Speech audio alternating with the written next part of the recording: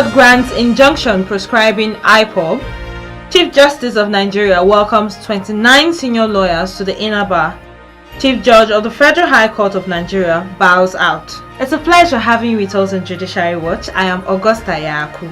Today's episode promises to be very orienting as Barrister ETUKWU ONAH gives us an insight into the illegality of hate speech. Yes, the person saying it feels he's using it to demean the other group. Please don't go away. Keep watching Judiciary Watch for deep knowledge of the law, issues bordering on our collective and individual fundamental rights, for knowing the correct perspective of the law, issues of governance. You just watch Judiciary Watch, because there's no program that is like it.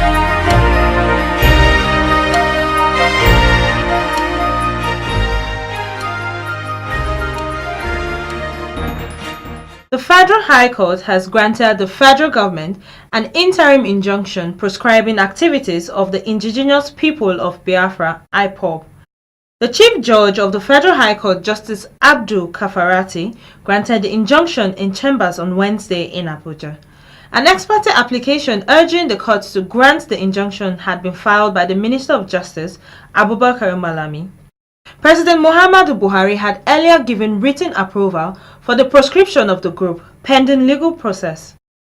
The first step to ban the activities of the group after the military declared it a militant terrorist group had already been taken by the governors of the southeastern states. The Chief Justice of Nigeria, Walter Onogen, has expressed his determination to flush out corrupt judicial officers from the nation's judiciary. Justice Onogen stated this at the new legal year event of the Supreme Court and swearing-in ceremony of 29 newly appointed senior advocates of Nigeria. The new legal year ushers in significant changes that will impact positively in the nation's Supreme Court as well as the judiciary as a whole. These changes include promotion of distinguished legal practitioners to the ranks of Senior Advocate of Nigeria.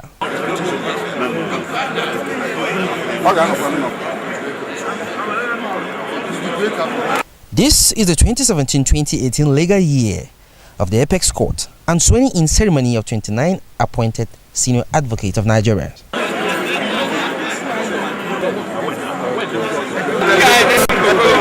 In his remark, Chief Justice of Nigeria, Walter Onogen, reiterated his commitment to the expeditious dispensation of justice, where he laid emphasis on providing stiff penalties to judicial officers found wanting in corruption.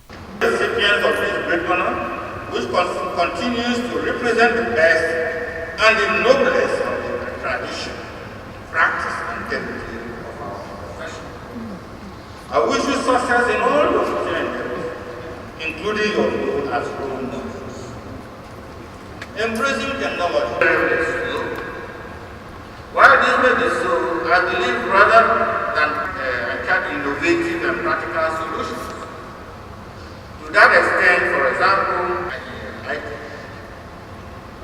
the conventional method of justice delivery in Nigeria see a great year for the judiciary as it endeavors to deliver justice to all. We therefore commence this legal year with renewed hope and faith. I am confident to declare, on behalf of my Senate brothers and brothers, that the Supreme Court will remain at the vanguard of the protection of democracy and rights, rule of law, and the efficient execution of justice. This reality hinges on our individual and collective moral and spiritual foundations. For the new members of the inner bar, their performance will not be beyond expectations. Among them is a former Director General of the Nigeria Copyright Commission and Nigeria's first Professor of Intellectual Property Law, Adebambo Adewopo. The CJN made a remarkable statement which will resonate throughout the profession in the length and breadth of the country. It's an interesting time in the history of the nation at this time, and you know that the legal profession has a huge role to play, and that is why that speech is historic. With this development, the Apex Court has set up the tone for the new legal year. It is expected that the newly sworn-in Senior Advocates of Nigeria will key into the agenda of the new legal year. The Federal High Court headquarters has held a special valedictory court session in honor of the outgoing Chief Judge of the Federal High Court of Nigeria, Justice Ibrahim Auta. Justice Auta, who turned 65 on September 16, 2017, is constitutionally retiring from service in the nation's judiciary. The special valedictory court session had in attendance very vital personalities in the nation's judiciary, including the Honorable Attorney General of the Federation and Minister of Justice. Age 65 is the constitutional retirement age in the Nigerian civil service. This gathering is in honor of a renowned Nigerian and an invaluable contributor to the Nigerian judiciary, Honorable Justice Ibrahim Auta, the outgoing Chief Judge of the Federal High Court of Nigeria, who became due for retirement on September 16, 2017 after attaining the constitutional retirement age of 65 years. Reading his citation, his successor, Justice Abdul Kafarati, described Justice Auta as a passionate adjudicator who issued practice directions with regard to trial of cases including rape, human trafficking, terrorism, and kidnapping, which were alien to Nigeria. My Lord had during his time made so many innovations and issued practice directions which have made our court the court of choice in Nigeria. During his tenure, established the e-filing center in an IT compliant judge, improved the electronic court list, successful migration to digital internet connection for research purposes, library enhancement projects, enhancement of the security in the face of rising security across the country. We issued practice direction with regard to the trial of cases including rape, human trafficking, terrorism, kidnapping, which were alien to the Nigerian system. Born on September 16, 1952 in Borno State, Justice Auta started occupying leadership positions in the nation's judiciary since 1980, when he became a chief magistrate. He became Chief Judge of the Federal High Court of Nigeria in 2011. Attorney General of the Federation and Minister of Justice Abubakar Malami described his meritorious service as that worthy of emulation. On behalf of the Nigerian Bar Association and the federal government of Nigeria, I congratulate you most sincerely on this momentous occasion in your life. You have served our country well and to the best of your ability. By dint of your industry, perseverance, and positive deployment of internet, you deservedly attain an echelon in your career, which is richly appreciated by our country today. After receiving applauses from colleagues and friends, the man of the occasion responded. And I can happily say that 90% of the projects in Federal High Court have been completed. The remaining one is only the one in Lagos, the office block here that is being constructed, and even that one is 80% completed. So by next year, Justice Kafarati will have very few capital projects and will make sure that the court in Lagos and the office block here is completed.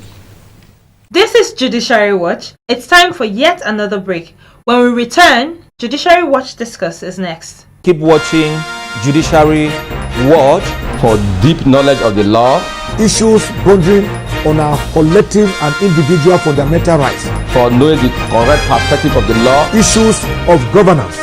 You just watch Judiciary Watch. Because there's no program that is like this.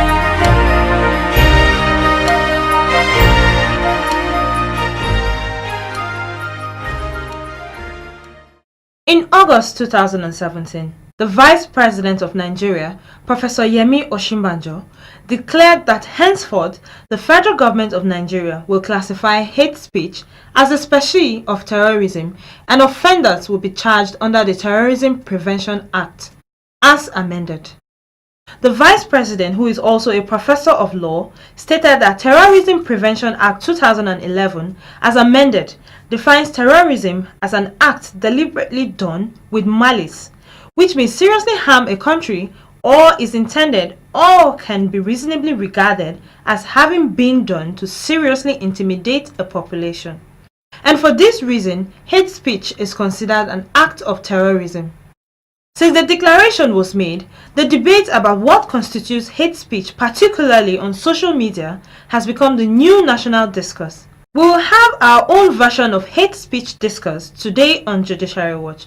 This will come to you right after the background report.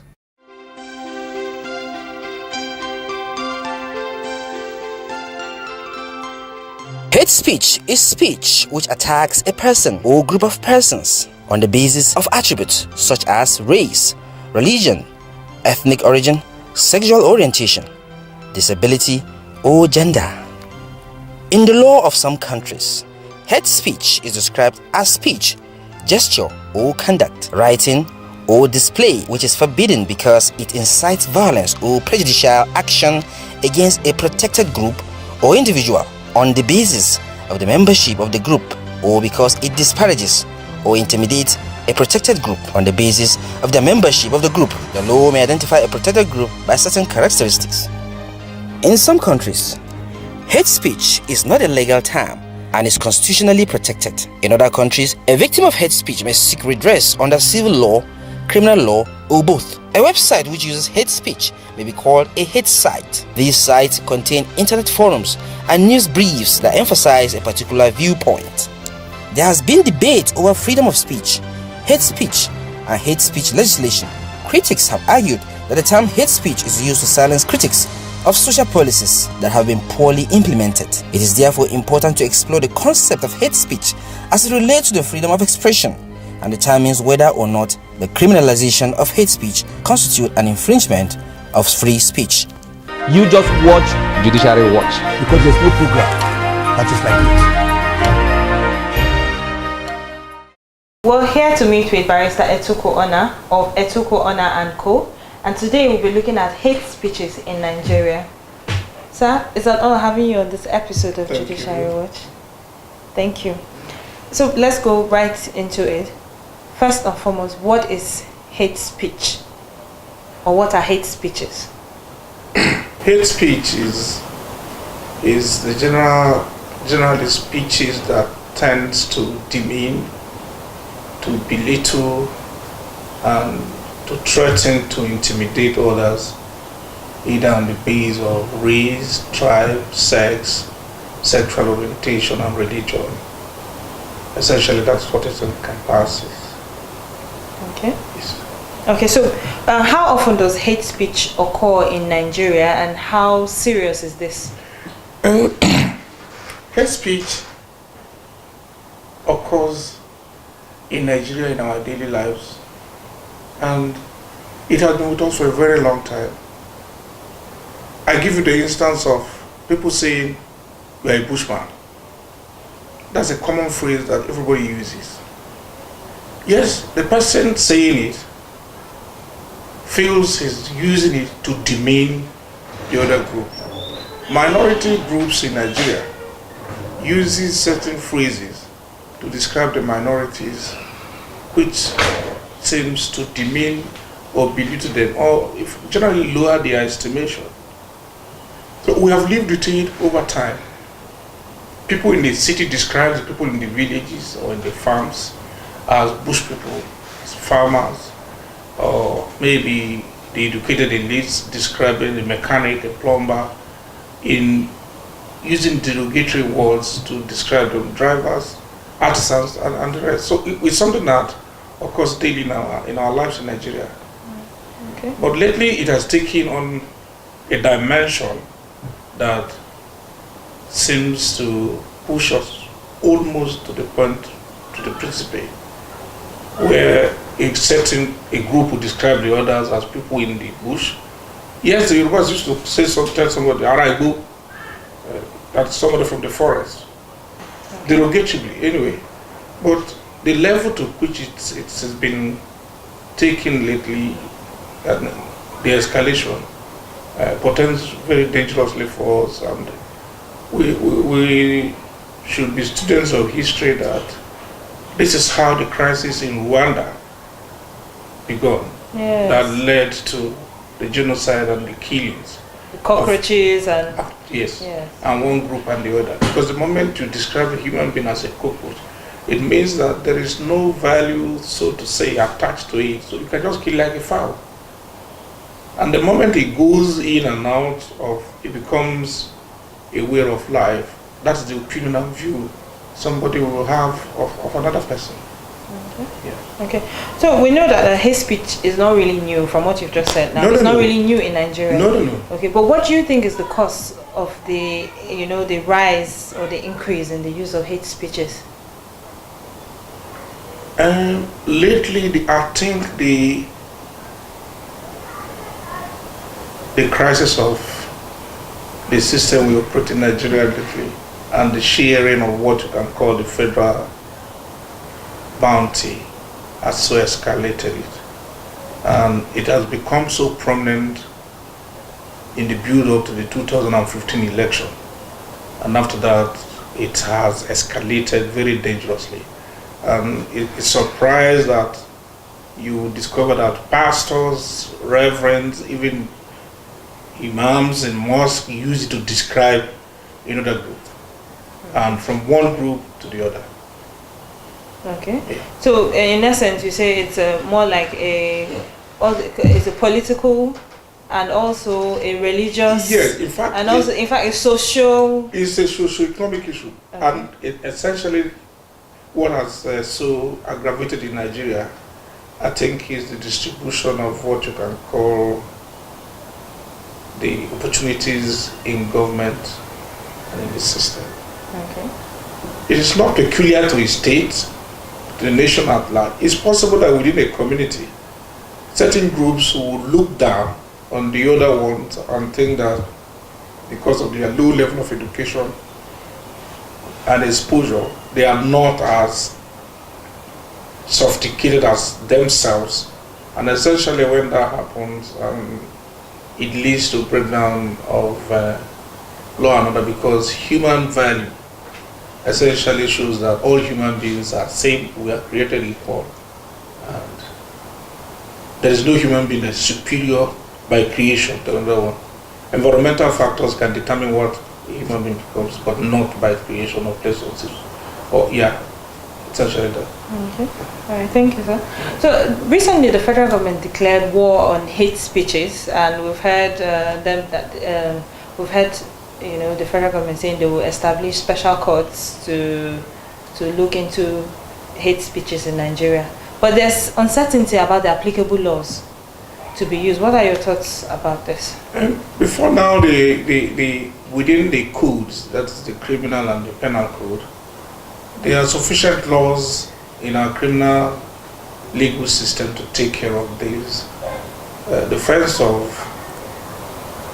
thoughts of libel, defamation, and all the rest are essentially against hate speech. The Electoral Act, from section 117 to 129, created offenses under the Electoral Act in 2011 relating to issues of hate speech or expression. Then the Anti-Terrorism Act too did the same thing in 2011. But you see, it's a delicate balance, because the Constitution in section 39 guarantees freedom of expression. It is only the limit of how that can be done or managed that matters. In my opinion, setting up of special courts is not. I think the regular courts as they exist today can take care of them. All that we need to do is, if we can have a system that can make the justice delivery system more effective and timely. Does Nigeria need a new law to deal with the hate speech? Yes, there may be a need to broaden the scope of the existing laws to take care of the new realities of what is taking place, because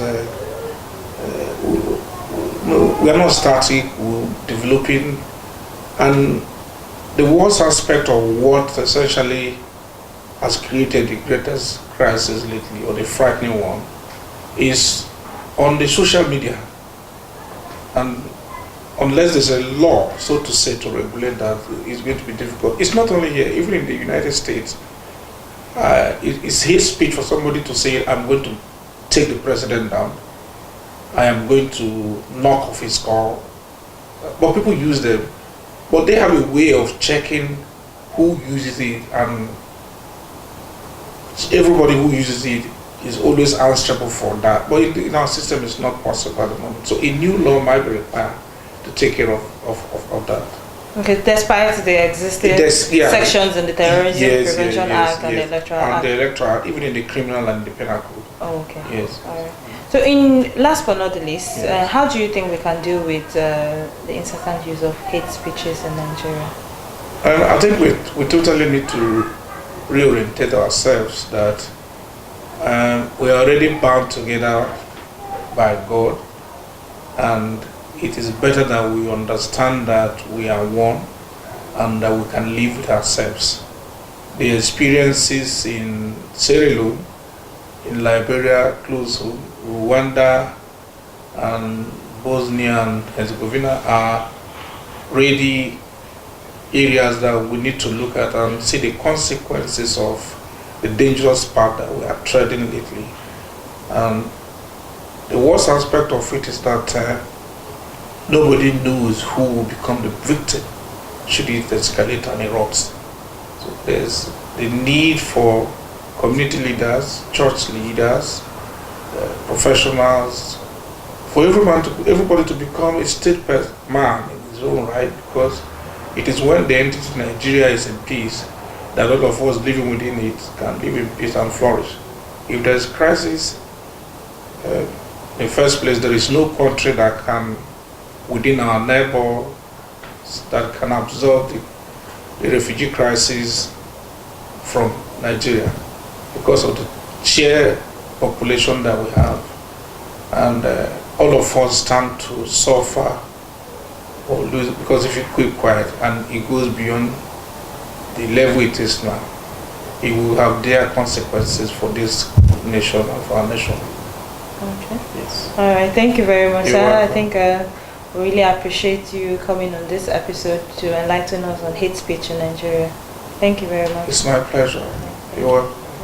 Keep watching Judiciary Watch for deep knowledge of the law, Issues bordering on our collective and individual fundamental rights. for knowing the correct perspective of the law. Issues of governance.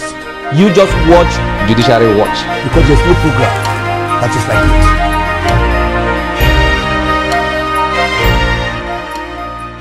This is the size of our package on today's episode of Judiciary Watch. Your comments and contributions on our email and social media platforms will be well appreciated. Until then, stay law abiding. Goodbye.